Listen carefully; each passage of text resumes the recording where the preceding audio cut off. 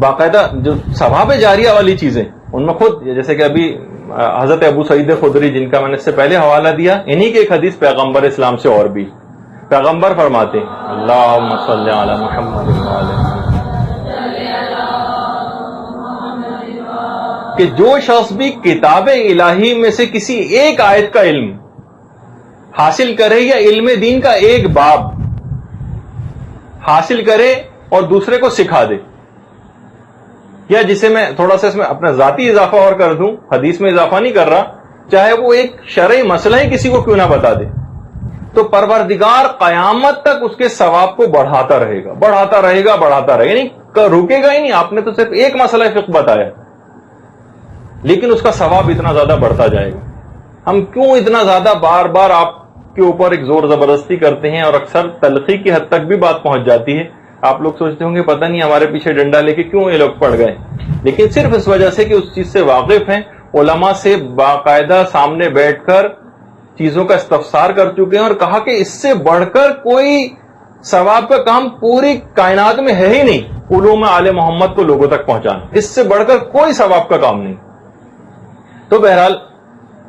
اچھا، ایک تو ثواب جاریہ یہ ہوا کہ چاہے کتاب الہی کی کوئی آیت یا دین کا ایک باب یا کوئی ایک شرعی مسئلہ بھی لوگوں کے سامنے آپ پیش کر دیں تو یہ قیامت تک اس کا ثواب بڑھتا رہے گا اور آپ کے لیے ثواب جاریہ کا سبب بنے گا۔ اچھا، بہت ساری روایات کے اندر چند ایک چیزیں اور باتیں اور بیان ہوئی ہیں، مثلا اگر کوئی شخص کسی درخت کو بو دے اور اس کے بعد اس کے سائے اور پھل سے لوگ استفادہ کریں، روایات میں یہ چیز آئی۔ وہ کنواں اگر کوئی شخص کوئی کھود دے اور اس کے پانی سے لوگ استفادہ کریں، وہ نہر جو کوئی شخص جاری کر دے اس سے پانی رواں ہو اور لوگ اس سے استفادہ کریں۔ علماء نے کہا کہ دیکھیے یہ روایتوں میں یہ سب چیزیں ہیں لیکن اس وقت کنویں کا ویسا دور نہیں رہا۔ اچھا، درخت ویسے تو مختلف جگہوں کے اوپر ہے لیکن عام طور پر درخت کا ویسا رجحان نہیں کہ کوئی درخت اس انداز سے کوئی لگایا جائے، تو علماء نے فرمایا اصل میں درخت کنواں اور نہر سے مراد یہ ہے، اس سے نہر سے یہ مراد یہ بھی ہے کہ آپ کسی کی ایسی تربیت کر جائیں، کسی کی ایسی رہنمائی کر جائیں، تو جب تک وہ اپنے ان اعمال کو انجام دیتا رہے گا آپ کو اس کا ثواب اور فائدہ مستقل پہنچتا رہے گا، جب تک بھی وہ اس عمل کو انجام دیتا رہے گا تو آپ سب اس کے ثواب میں شریک ہو جائیں گے۔ جب یہ ہے نا وہ نکتب مقدم و آثارہم، ان کے کیا کیا چیزیں لکھی جاتی ہیں، جو کچھ وہ کر کے گئے وہ آثارہم، اور جو آثار اپنے پیچھے چھوڑ کے چلے گئے، یعنی کسی کو کوئی بات بتا گئے، اس کی کسی کی ایسی تربیت کر دی۔ ہمارا کتنا جو بہت ساری چیزیں اتنی تفصیل سے جو ہم پڑھا رہے ہیں یہاں پر، ہم نے اس سے پہلے کوئی کلاس ہوئی تھی، شاید جونیئر کلاس تھی، ان سے بھی میں نے یہ بات کہی تھی، ہم بہت سی چیزیں بہت سرسری سے بھی کر کے گزر سکتے تھے لیکن ہمارا ارادہ یہی ہوتا ہے کہ ہم اس طرح سے ایک تربیتی امور کو آپ میں انجام دے لیں کہ ہم صرف یہ بھی کر سکتے ہیں ایک سال میں آپ کو اہم چیزیں پڑھائیں اور فارغ کر دیا، نیا بیچ آ گیا، ہمارے لیے بھی کام آسان۔ لیکن تفصیل سے اتنا زیادہ پڑھانے کا مقصد یہ ہے کہ آپ معاشرے کے اندر باقاعدہ کام کر سکیں، بچوں کو پڑھانے کے لحاظ سے، عورتوں میں کام کرنے کے لحاظ سے ایک ایسی فورس ایک تیار ہو جائے جو کہ سمجھیں کہ ایک سیکنڈ لائن کے طور پر ایک آ جائے، اس کے بعد آپ لوگوں کو ان تمام چیزوں کو سنبھالنا ہے۔ لیکن یہ کہ ایسا کوئی رسپانس براہ راست ہمیں دیکھنے میں نہیں آتا کہ ہم یہاں پر اتنے 5 سال سے انچولی کے اندر ایک مدرسہ یہ ہمارا قائم ہے، یہاں پر تو ہم پڑھا رہے ہیں لیکن یہاں جو خواتین اس علاقے کے اندر رہتی ہیں اور یہاں مدرسے جوائن نہیں کرتی، ان کے لیے ہم نے کیا کیا اب تک؟ تو کوئی ایسا کام ضرور آپ کر جائیے، چھوٹے چھوٹے اپنا کوئی ایسا گروپ بنا لیجئے کہ جو معاشرے میں پردے کے لحاظ سے کام کر سکے۔ جیسے میں نے ابھی آپ لوگوں کی تو خیر پہلے کلاس ہو چکی ہیں، جو نئی کلاسز لی ہیں پردے کے موضوع پر، صرف چند ایک کی کلاسز ہوئی ہیں اور تقریباً میرے پاس اس وقت 400-500 سوالات کے قریب موجود ہیں جن کے جوابات دینے ہیں صرف پردے سے متعلق۔ یہ وہ چیز ہے جو کہ آپ کے لحاظ سے دیکھا جائے تو ہر وقت آپ کو بلوغ سے لے کر اب تک کام آنے والی کتنی چیز تھی، اور اتنے سوالات، اور ہر سوال اتنا اچھا ہے اس کے اندر کہ بالکل ایک جینین جس کو سوال کہا جاتا ہے وہ سوال ہے، یعنی کوئی ایسا نہیں کہ جو فضول قسم کا ایسا کوئی سوال کیا گیا ہو۔ تو اتنا زیادہ معاشرے کے اندر علوم کو رائج کرنے کی ضرورت ہے، اور ہم بہت سارے ایسے علوم کو حاصل کرنے کے لیے تگ و دو کے اندر اپنی جان کو لگاتے رہیں کہ براہ راست معاشرے کو اس سے کوئی فائدہ نہ ہو۔ معاشرے کی تو یہی ضرورت ہے۔ بہت سارے دیکھیے علم ایسے ہیں کہ جس کے اندر آپ لوگوں کے لحاظ سے اتنا زیادہ ہم تفصیل میں جانا ضروری نہیں سمجھتے، مثلا عقائد کے بہت سا علم ہے، ایک حد تک عقائد عمل کے لیے بھی علم کو حاصل کرنا ہے، لیکن بہت سی چیزوں کے متعلق جیسے کہا جاتا ہے تحصیل حاصل ابس ہوتی، یعنی ایک چیز آپ کو حاصل ہو چکی اس کو مزید حاصل کرتے جائیں۔ محقق دبانی ایک عالم گزرے ہیں، ایک دفعہ وہ کتاب لکھ رہے تھے کہ ان کی کنیز نے یا ملازمہ نے آ کر پوچھا کہ محقق آپ کون سی کتاب لکھ رہے ہیں؟ کہا میں وجود خدا پر کتاب لکھ رہا ہوں۔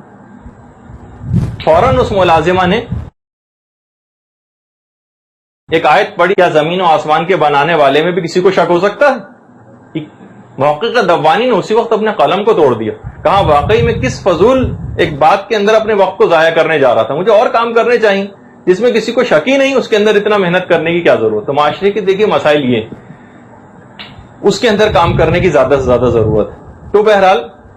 ثواب جاریہ کا یہ بات باعث بنے گی کہ آپ معاشرے کے اندر علوم کو رائج کریں۔ اسی طریقے سے جو ثواب جاریہ کے جو اور کام ان کے اندر ایک مسجد بنانا بھی، اس کے اندر امام بارگاہ بنانا بھی،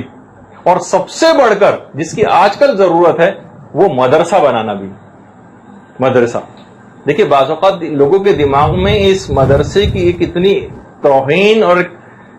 ذلت آمیز ایک تحقیر آمیز ایک نظریہ اس کے متعلق ہوتا ہے کہ ایک صاحب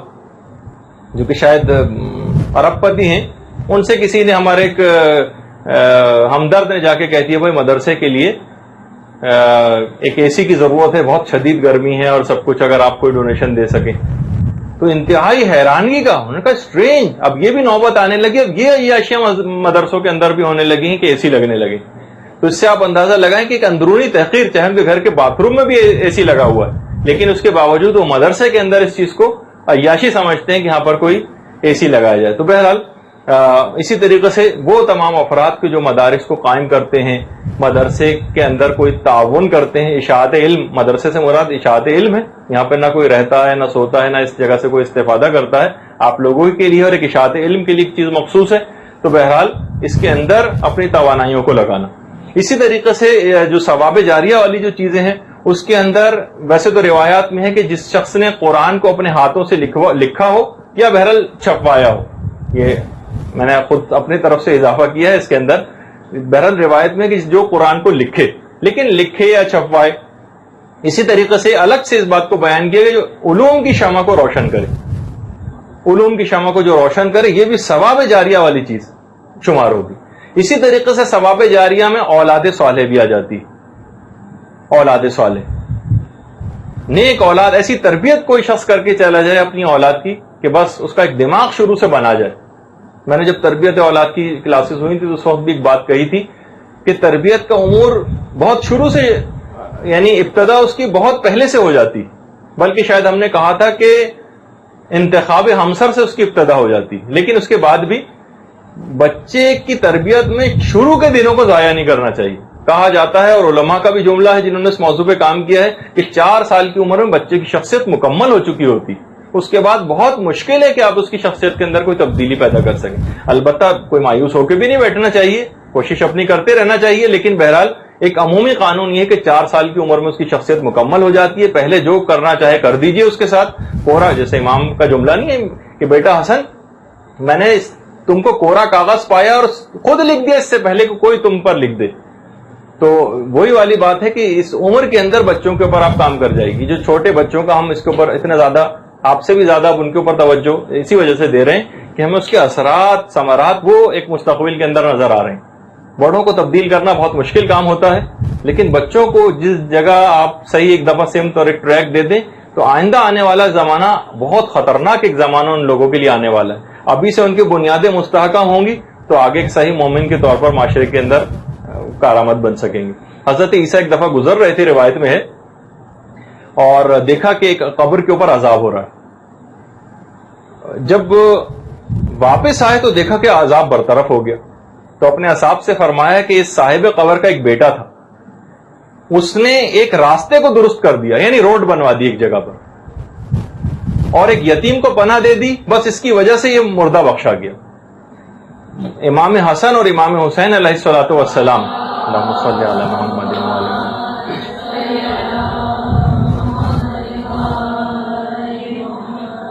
کے متعلق یہ بات مشہور ہے روایات میں کہ مولا کی شہادت کے بعد ایک طویل عرصے تک ان کی طرف سے غلاموں کو آزاد کیا کرتے تھے. یعنی اولاد صالح ایسی چھوڑ کر گئے کہ ہمیشہ ان کے لیے کام کرتی رہے, بلکہ اولاد پھر جو بھی کام کرے گی اس کا ثواب والدین کو ملے گا.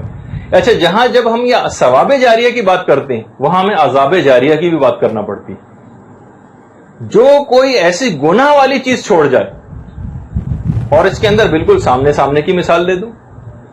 کوئی شخص شتر بے مہار کی طرح آزاد کیبل اور ڈش اینٹینا گھر میں چھوڑ جائے, ایسے اخلاق خراب کر دینے والے رسالوں کو گھر میں چھوڑ جائے کہ نوجوان اس کو دیکھیں اور خراب ہو, بے تربیت اولاد چھوڑ جائے, عذاب جاریہ کا سبب بنے گی. ایسے ڈائجسٹ اور ناول چھوڑ جائے کہ لوگ اس کو پڑھیں اور ان کے اخلاق اور عقائد خراب ہو. ہر وہ چیز جہاں ثواب جاریہ کی بات آئے گی وہاں عذاب جاریہ کی بھی بات آئے گی. ہر وہ چیز کہ جو بالکل آزادانہ جس کا استعمال ہوتا ہو برائی کے اندر, ان کو والد اگر گھر میں مہیا کر دے. پیغمبر اسلام ہی تو جملہ فرماتے تھے, جو کسی بری چیز کا رواج ڈال جائے گا کہ لوگ مرنے کے بعد بھی اس پر عمل کریں, تو جتنا ان عمل کرنے والوں کو گناہ ہوگا اتنا ہی اس رواج ڈالے جانے والے شخص کو گناہ ملتا رہے گا. یعنی عذاب جاریہ والی بات اس کے اوپر یہ ہمیشہ ہوتی رہے گی. تو اس لحاظ سے بھی آپ نے دیکھا کہ اس سے بھی اپنے آپ کو بچانا ہے کہ ایسی گمراہ کن چیزیں کوئی گھر کے اندر ہمارے مرنے کے بعد اور زندگی میں بھی دیکھیے کہ کوئی ایسا غلط استفادہ ان سے کوئی نہ کر سکے, ورنہ جو خرید کر لایا جس کے قبضے میں وہ چیز ہے وہ اس کا ذمہ دار شمار ہوگا, یا گھر کا وہ نگران, یا گھر کے امور کی باگڈور جس کے ہاتھ میں ہے وہ اس کو یہ سب چیزیں بھگتنا پڑیں گی. برحمتک یا ارحم الراحمین وصلی اللہ علی محمد و